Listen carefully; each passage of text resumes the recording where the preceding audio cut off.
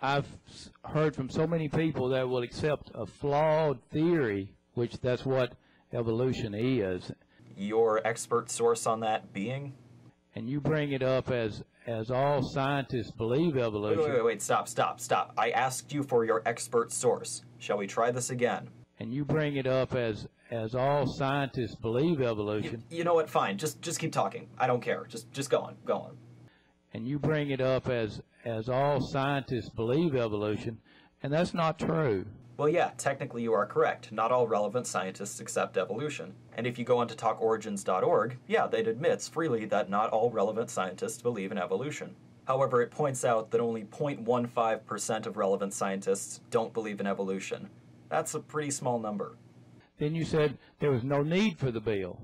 So evidently Chairman Dunn thinks that there is a need for the bill. I think there is a need for the bill because this doesn't, our educational system, if someone disagrees with evolution, they're really not free to question that.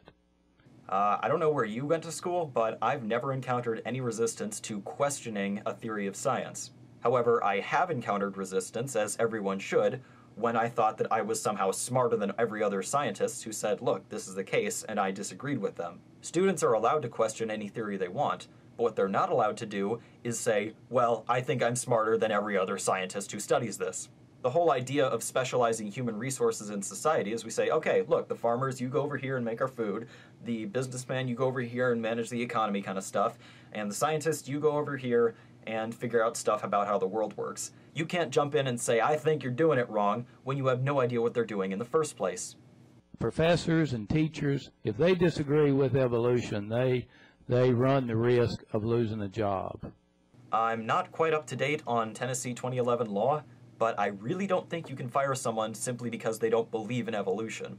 You can, however, fire someone if they don't teach evolution, or if they teach creationism, or both. Teachers do get fired for this, as well they should. Because what you presented to us today was the only way to protect the position that you hold. You can only compete by eliminating the competition. That's right. It's a conspiracy. Derp.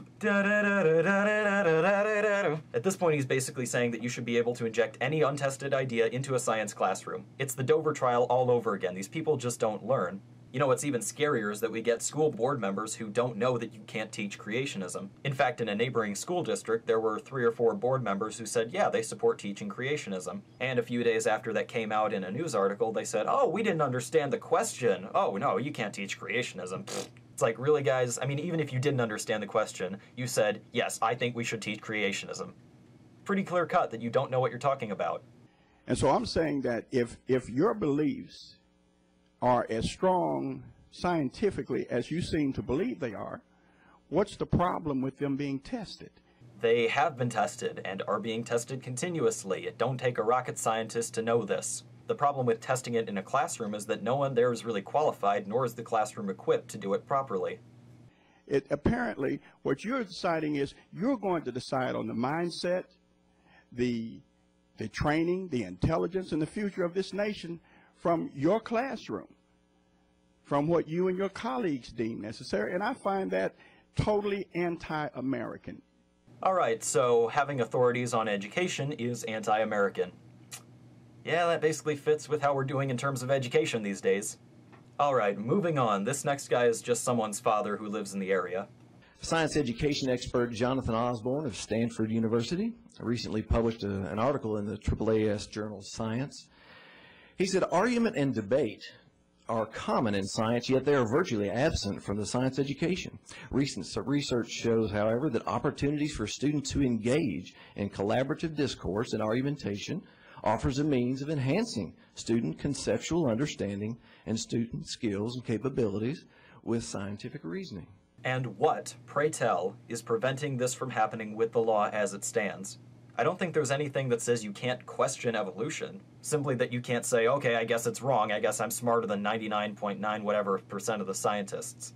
It further makes explicit that the context of addressing controversies is that established by the existing science curriculum, not the introduction of new curriculum material. Okay, so 1, what controversies are in the current scientific curriculum? And 2, the issue here is that it's telling students, yeah, go ahead, make up your own mind about something you are not qualified to decide on.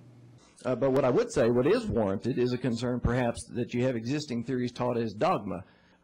When a scientific theory is prohibited from being even questioned, it moves from being tentative scientific knowledge, part of the definition of something being scientific, it moves from being tentative scientific knowledge to being dogma.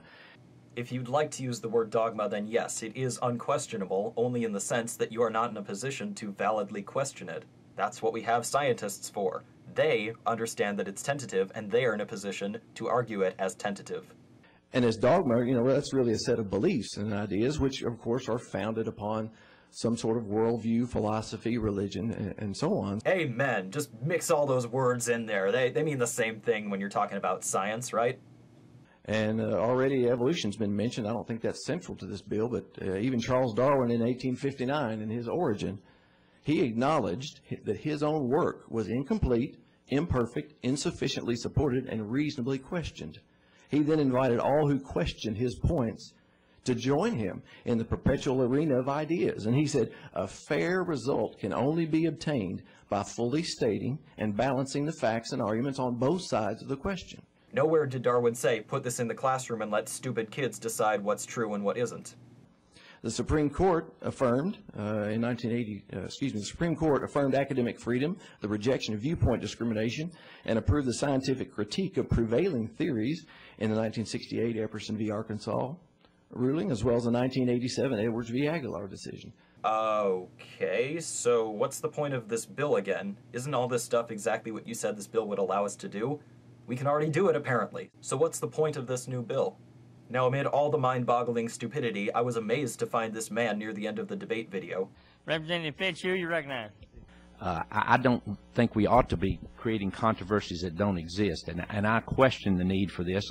And I do question what the purpose behind this is. I don't, you know, it won't affect me one way or the other. I know what I believe, and I know what I learned in science, and I respect those that teach both. So I'm just sort of sad that we're spending this much time on this particular subject when it doesn't appear to me a controversy exists, Mr. Chairman. Thank you very much.